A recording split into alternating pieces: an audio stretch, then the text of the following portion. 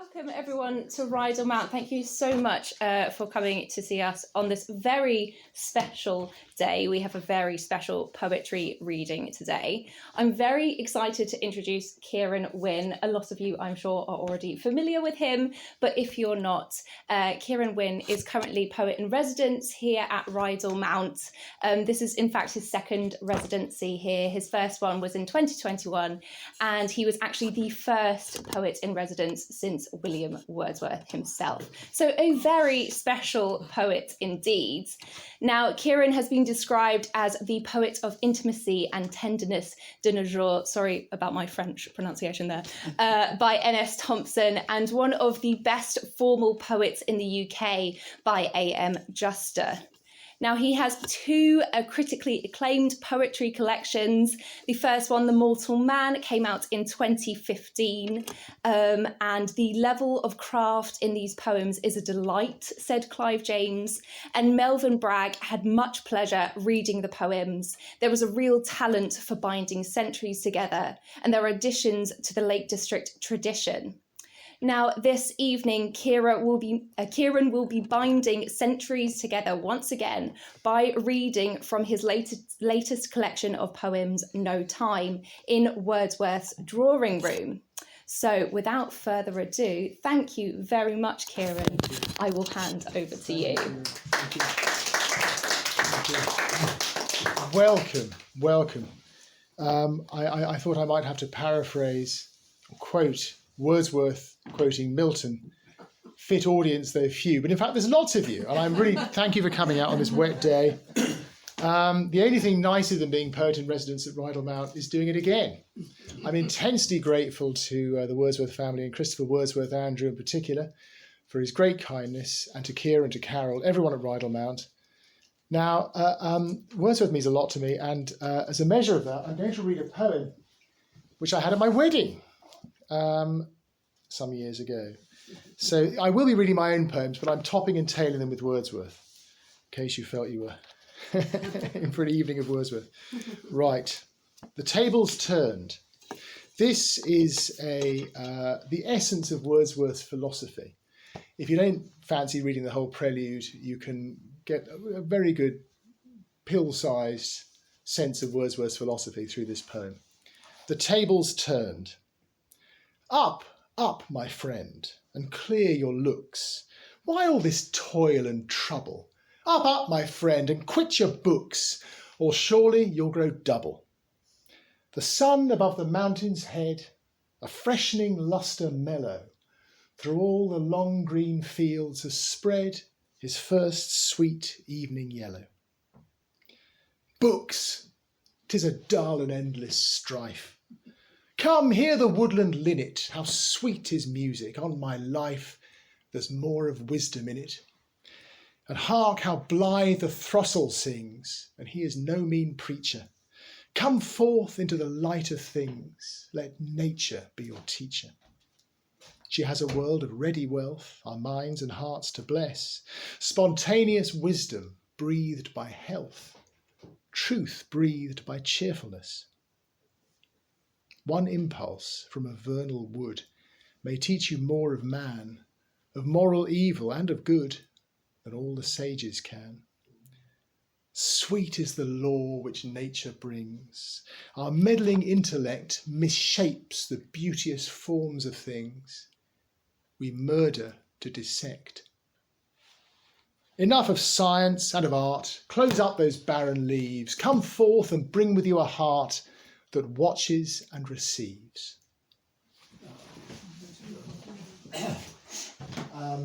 There's now risk of a decline in quality, to put it mildly. The first poem I'm going to read is about a youth theatre I belonged to many years ago when I was a youth, and it meant such a lot to me, that youth theatre.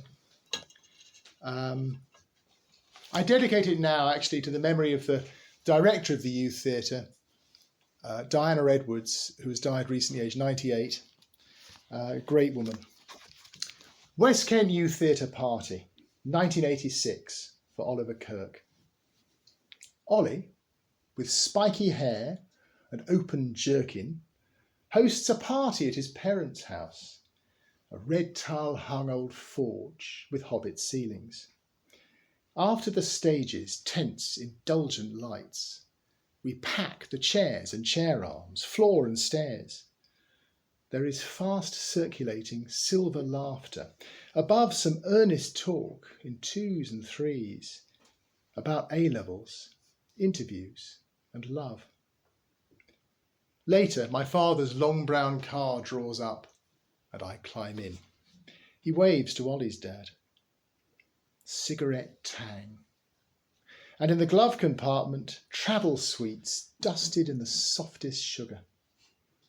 His eyes are joyful with the feel of life. These are good days. He knows the short way home.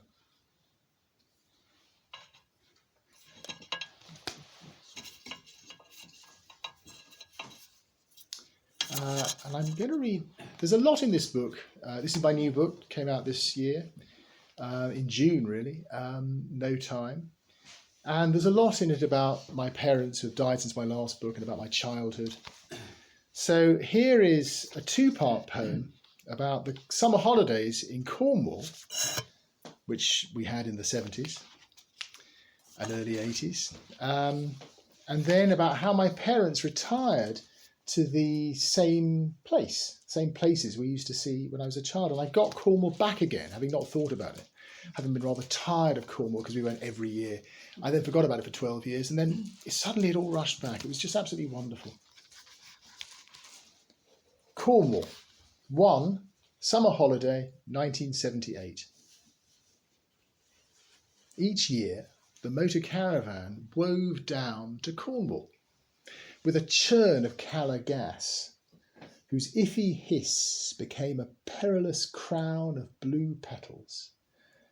A treadle worked for trails and coughs of narrow water, and a mass of orange scratchy cushions, dense as bales. Safe in its travelling room, we ran by schools of light on water, glittering and begetting. Splay footing with my father round the pools, miniatures of the sea in blue-black rocks. I found strange creatures ready for my netting near halls of bladderwrack and dabalocks. A fete we went to had a straight-backed band, dancing that pleased my mother, fancy dress with cups, and paperbacks I briefly scanned. A man might idle with their epic themes, love, spies or sharks, beside the waves' excess, while far blue tankers stood like ships in dreams. Each place held kind relations bringing teas, with cliff-shaped cake and dainty cairns of scones. As sands grew chill, devoid of families, we reached our airy site, each cupboard full, like noble savages with all mod cons. For any fool can be uncomfortable. That was a saying of my father's. I think he picked it up in the army. Part 2 is called Charity Dinner, West Cornwall Golf Club, 2011. In black tie, we are bound for Charter Night. These headlight-glamoured, mizzling lanes restore primordial summers. Everything feels right. My mother saying neatly, "OK left" at junctions. Pockets stocking every door with tissues, juice or sweets. My father's deft and youthful driving. Close to Rose and Grouse, our low car rolls by dark and slivery sea, then gravely crunches to the glowing clubhouse. Stiffly my parents step. Inside there rise gold names and silver cups for mastery, time and experience roughly amortise. After the meal, before the band, I stray out to the hummock dunes, where reefs of vapour make hail at night look like the Milky Way, a net that drips with light, a host of chances, for races, fates, and photos in the paper. I turn, and in the hall my mother dances, waving her arms, but staying in her chair. My father beams with pride around the bar, his foot miraculously cured in there. My parents move in light.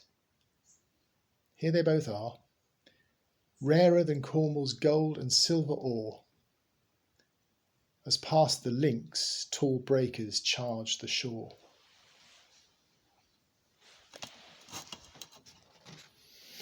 I'm going to read 3 now about,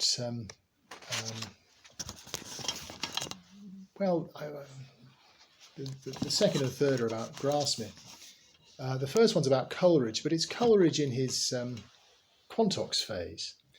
You may know about this, but Coleridge and a couple of friends, Robert Southey was one of them, decided they would marry 3 sisters, the Fricker sisters of Bristol, and go and found an ideal community in America. Now, if only they'd asked me first, I could have told them that was never going to work. And it would make a good musical, actually. Pantisocracy was the great idea, rule by all. Aspheterism was another facet of the ideal paradise they were going to create. Aspheterism is communism, basically, or common ownership of goods. So here's a poem with the young Coleridge in his cottage in Netherstowey, plotting paradise. Revolutions. In a hushed parlour, Samuel Taylor Coleridge is working on his plan for paradise. A cheddar toasting salamander cools, and in the walls are lean fraternal mice. After the guillotine's cold, savage reason, he still believes utopia can be born. Aspheterism, pantisocracy, will grow next year amid prodigious corn, beside the ever-hazy Susquehanna. The baby sleeps.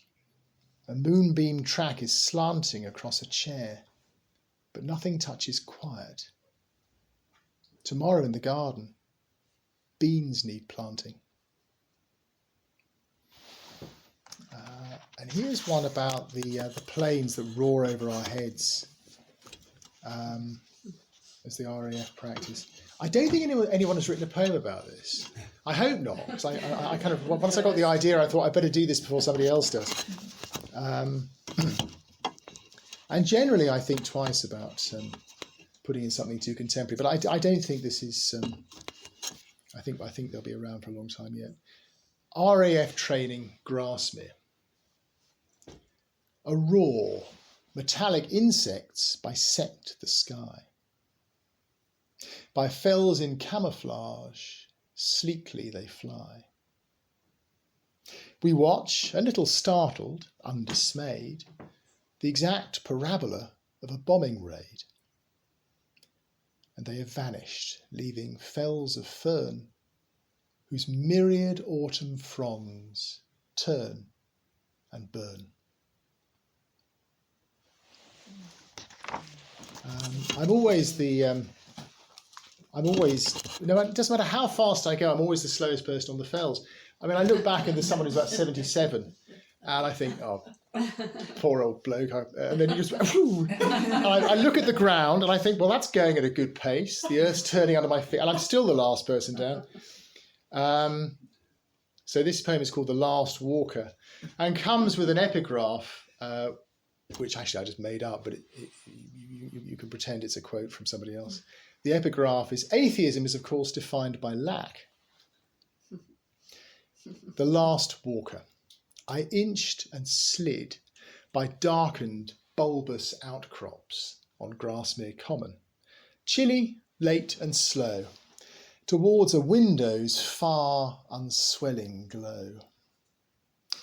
My halogen head torch blinded every trace of Easdale Tarn and blue-backed mountain tops, but lit the plumes I huffed from orn-sharp air, old pack-horse slabs and one unravelling lace. So I switched off the blunt, myopic glare, and 1,000 stars came out at once, thick, rife, some low as light bulbs, some a few photons strong, a staggered, glamorous, unrequiring throng. They burn and blaze till bursting they disperse, carbon and oxygen, the quick of life. Meteors leapt as if synaptic wit, the pure, cool forces of the universe. I gazed and felt no trace of deficit. I didn't interpret it how you like. I didn't mean there's necessarily a God. I just think there isn't a great whole, if you see what I mean. There's plenty of presence. Right. I was adopted in 1969, about the time of the last Beatles concert. And I sent this poem to Paul McCartney. I just realised he hasn't replied. Perhaps he has a more post that he could deal with. Send it to Ringo. I thought about that, but he famously doesn't. I don't think he engages with his fans anymore. I understand. Or maybe I don't think he sends autographs out, certainly. So this is called Get Back. And the subtitle is The Beatles Rooftop Concert, 3 Savile Row, London, 30th of January 1969. They poke about the rooftop. John wears mink, and Paul a 3-piece suit without a tie. Lime trousers and black fur embellish George. Ringo's in ketchup-coloured plastic Mac. Planks wobble slightly. Tangled leads snake by. But when at once they play, each subtle link of eye and voice intact, the currents forge a separate space-time bubble with Get Back. Below, they gather men whose coats seem dark from London air, and girls with Alice bands, sheepwater hair, and clothes like poster paint. This racket spoiled one elderly woman's nap. The slouched, ironic doorman understands. Most praise the gig with a restrained remark. A pleasure-loving priest has few complaints, grateful it's free. But chewing on the strap of his peaked helmet, Constable Ray Dagg, 19, with studied, flat, impassive manner, must stop these notes, heart-opening, sweet and sour, that tease the stony Cicero and Hume in Burlington Gardens, bawl a new hosanna past the perfumery's Gothic spire, play tag around a straight-faced, cell-packed office tower, diffusing to a hospital admin room where factual, brisk adoption forms are signed. A baby's picked up from a nursery cot and taken to his mother, their fine tether of eye and voice intact on this last day.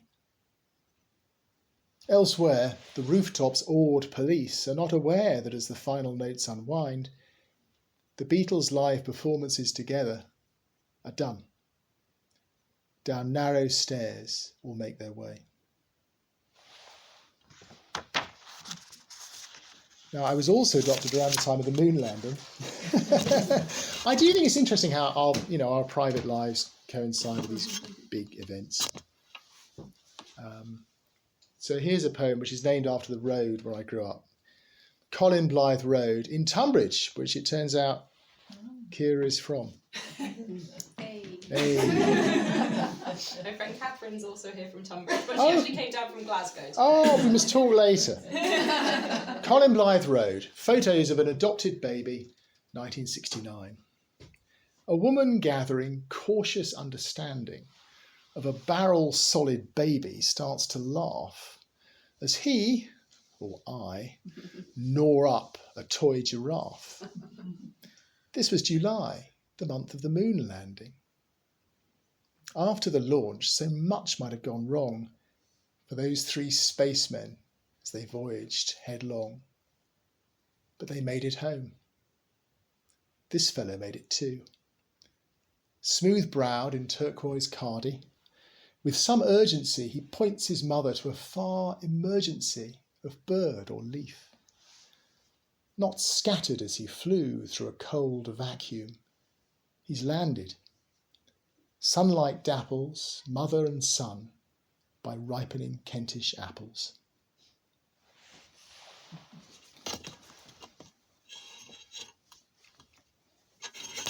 And now a poem about the same house, where we had an orchard. Long since built on. So this is about what my father would have been up to in the garden, and my mother in the sewing room 40 odd years ago, longer, 45. And the poem is called, appropriately given the timing of this Saturday afternoon. After the mower's cap had been untwirled, thin, stinky, powerful fuel went glugging in, and a few sharp elbow-making tugs on the cord brought the whole thing to shaking life, like a smoker getting his body going in the morning. Enjoying work, it chuckled and it roared, mowing in widths the acre of the orchard. Slow marching time with lumbering manoeuvres around the apple trees, a dancing Dalek, till cut grass flopped in long dark wadded tongues. Past the French windows was the sewing room, shaped like a sled or guarded arch remark, a silver foot pressed down on straightened fabric, guided by fingers past a metal plate to the hard, quick intelligence of the needle, hammering in a burst of controlled fury. Or sometimes to a kind of mournful looping, at others to a nice, delighted chatter, all measured by a pedal, like a piano. Now, I was having trouble sleeping for a long time, which is much better now. It's all to do with sleep on my side, not my back, apparently, so I'm sleeping much better. Here's a poem when I was still sleeping quite badly, addressed to the Roman god of sleep, a prayer to Morpheus. My brain's like earth at night from space, when glares and glowing spatters make disjointed lines that blaze and race, and show the world is still awake. Let me be where thoughts come later, where the silent dust is deep, on the moon inside a crater, all night savagely asleep.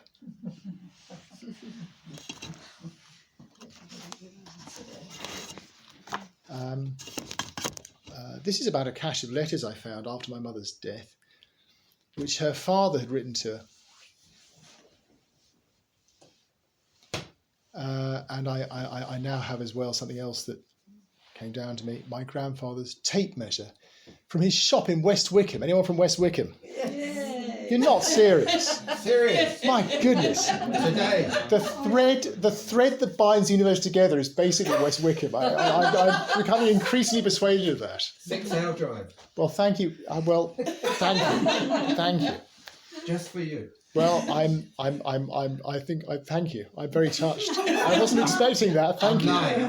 No, it's true. Is it true? Yeah. Good. My grandfather's measure, in memory of Albert Peters, 1900 to 1952. His spool tape measure is imperial only, palm-sized, nut brown. He died at 52, but is unfolded from a box of letters sent to his daughter, Joyce, my mother, who was safe in Scotland, far from bombed West Wickham. This one, in bashed-out type, gives at the top of bright blue paper, crisply edged as ever, the home address as Daddy, the woodshop. Ironic notes my mother trained me in reveal their sources. Her sardonic wit had roots in days when Beckenham resembled the ruins Cromwell knocked about a bit. My grandfather worked in rescue parties. Here they tunnelled in. Despite their skillful hurry, they find the man and woman were both finished.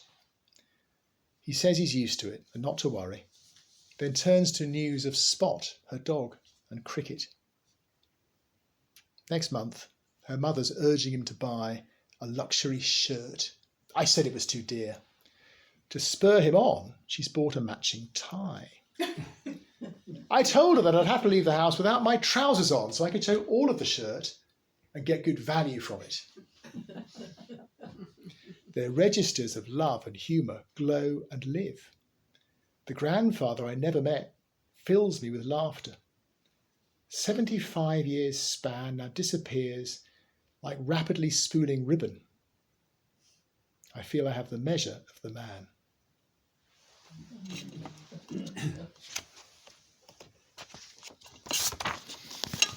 So after my parents died, I found, among many other things, an audio cassette, a recording of us I had no memory of making.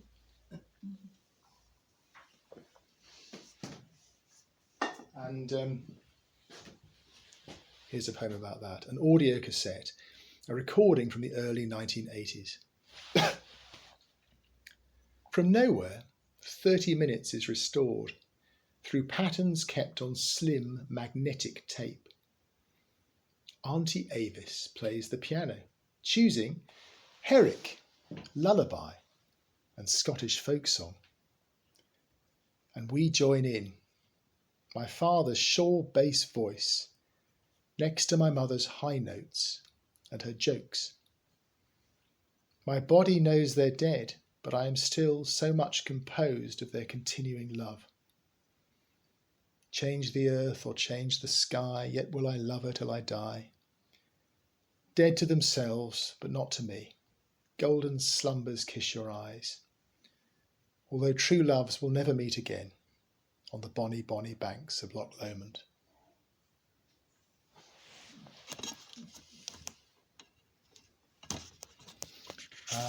And now here's me as a disorganised young school teacher in Tunbridge School, early 90s. I had the briefest possible career as a school teacher. This is about the cottage I lived in when I was 22, 23. One schoolhouse cottages. My cottage is warm-coloured, salvaged sandstone. Inside's 4 feet of cracked red earthen floor, a second door, and then the pale main room, whose chaos I find charming or ignore. The slipping piles of marking to be done, kept from a play, a giant orange phone, my brown and formless armchair by the telly, on gritty carpet I decline to vacuum. Venus, no Mars, is tacked near Honeybun. My childhood rabbit stares past Botticelli. The mood I'm going for is Audenesque, bookish and smoky. Too full of ideas and smooth abstractions to have stocked the fridge, my father left some cool, palm-pleasing beers. I am sustained by bags of dusty muesli. Upstairs, an expired cheque is in my desk, with badges, tapes, old cards, loose stamps and more. My double bed has much spare acreage. All is provisional and temporary, until one day you cross that earthen floor. In writing that poem, I discovered I didn't know how to spell muesli. Just like I didn't know how to spell deficit in the last walk. And my spelling's fine, but, I can get tripped up. And that I'm going to jump now to the view from the bedroom window at our house in Oxford, where we mostly live.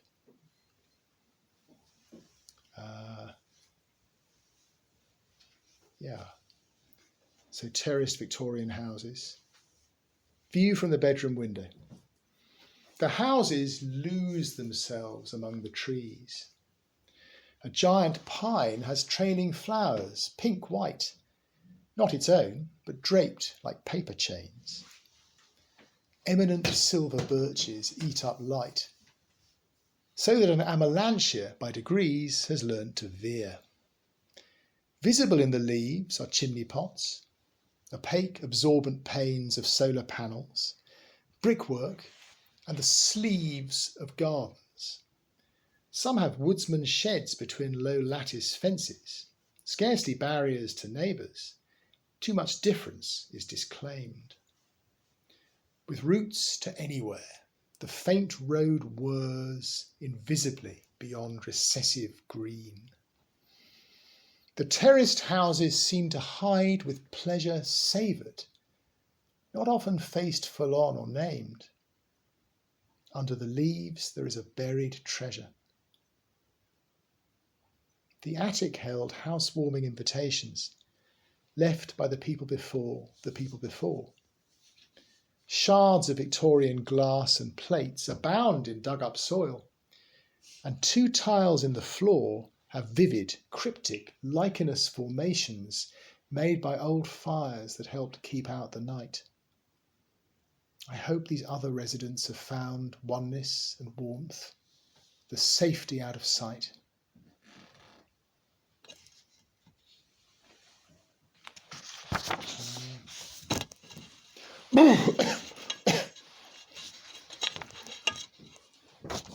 Now, I don't know how many of you know about the Voyager. Do you know about the Voyager spacecraft? No. They were launched in the 70s by NASA. Voyager 1 and Voyager 2 were twin spacecraft designed to explore the outer planets. Not by touching down, but by flypasts and photography and so on. Voyager 1, to everyone's surprise, is still working. I think its battery has to run out sometime about now, this year or so. It's nuclear though, isn't it? It's nuclear. Is it? Yeah. Is it? Yeah. I never knew that. Right, but I thought it was solar powered. No. Oh, really? So, No, don't make it wrong. oh, well, that's amazing. Okay, well, on it will go. So the NASA described the photography, the exploration of the outer planets of the solar system as the Grand Tour, which of course is what young gentlemen would go on in the 18th century when they go to Rome and places. So here's a poem about that, and I like to think of Voyager 1 out there. Voyager 1. The Grand Tour's over. Radio telescopes have caught the shifty, marbling great red spot, jaundiced Io's sulphur allotropes, noir crescent Saturn, Titan's methane seas. But on the spacecraft runs, a restless dot, intent though aging, certain faculties disabled, talkative, with some delay before we hear, approaching one light day. It seems a homemade toy, a bowl, some labels, matchsticks, Meccano strips, and folded card. They did use kitchen foil to shield some cables from Jovian radiation. One small disc is boasted like a badge. When Earth, ill-starred, cannot host life, aliens may hear brisk, orderly bark, the galliard fairy round, and skitter to Chuck Berry's blazing sound. Flying 10 miles a second, Voyager 1 has passed the limit of the heliosphere's last ions, faintest echoes of our sun, and heads towards the Oort cloud's icy tract, the home of comets. In 40,000 years, this craft, perhaps the final artifact, secluded, unimaginably far, will be halfway towards the nearest star. And I'll finish with another Wordsworth poem. The one I read earlier, he wrote into Quantox. Here's one that he wrote when he was living in this house. It's the conclusion of the River Duddon sequence. So a sequence of poems where he walks along the course of the River Duddon And at the end he thinks, well, that's it, that's past. And he looks back at the river and he sees what survives and will always survive. The River Duddon, conclusion. I thought of thee, my partner and my guide, as being passed away. Vain sympathies. For backward, Duddon, as I cast my eyes, I see what it was and is and will abide. Still glides the stream, and will forever glide. The form remains, the function never dies. While we, the brave, the mighty and the wise, we men, who in our morn of youth defied the elements, must vanish. Be it so. Enough, if something from our hand have power to live and act, and serve the future hour. And if, as toward the silent tomb we go, through love, through hope, and faith's transcendent dower, we feel that we are greater than we know. Thank you very much. Thank you.